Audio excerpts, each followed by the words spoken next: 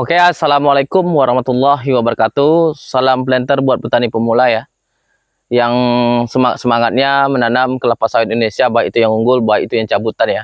Silakan kita menanam sawit untuk meningkatkan hasil produksi kelapa sawit kita. Bagi yang tidak mampu, ya silakan ya memilih bibit cabutan daripada bibit kantongan yang ada di oren. Kalau yang bagi yang mampu, silakan beli bibit unggul, silakan tanam, pilihlah bibit sawit dengan teliti, dengan cermat, atau beli tempat bibit yang unggul itu hati-hati juga, sekarang banyak penipuan. Oke, sahabat-sahabat petani kelapa sawit Indonesia, pada kesempatan hari ini kita akan membahas dalam cara perawatan dan pemupukan yang dilakukan oleh adik petani, yang mana kesempatan ini kita udah mencapai target kita ya, per tahun per hektarnya udah capai, tapi masih belum habis dalam bulan ini. Ada sekali panen lagi kita akan tercapai ya. Untuk bulan ini alhamdulillah kita udah melebihi target kita ya guys, untuk per hektar per tahunnya.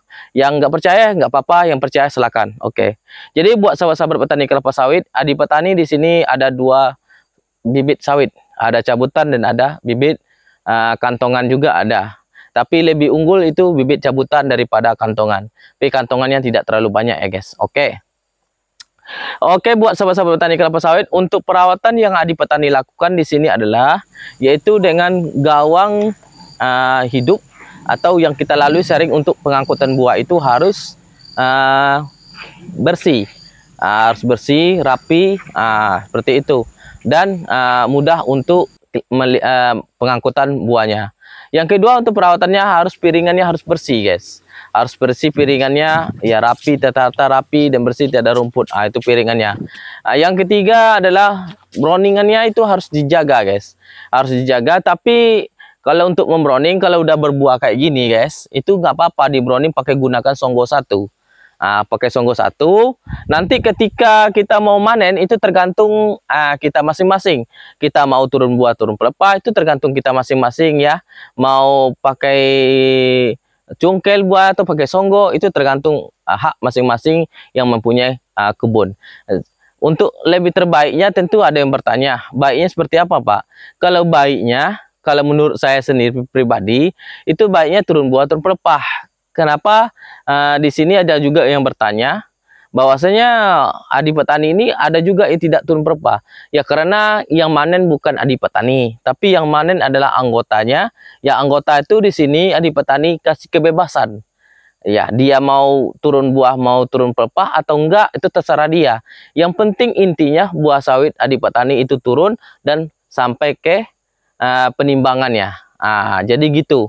Jadi kita tidak terlalu banyak pengaturan-pengatur sistem aturan-aturan kayak di PT, aturan-aturan di kebun kayak itu enggak. Kita kasih kebebasan pada tukang panen karena manen itu susah.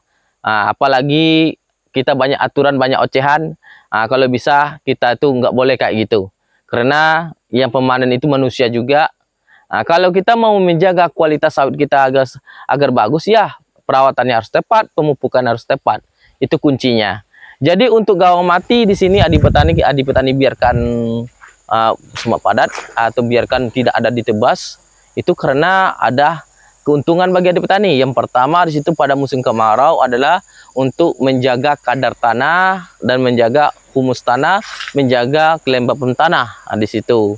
Makanya adik petani harus teliti betul dalam perawatan kelapa sawit ini. Biarpun sawit kita itu sebagus apapun, sebanyak apapun pupuknya, kalau perawatannya nggak tepat, itu sawitnya tidak akan berefek pada pemupukan kita.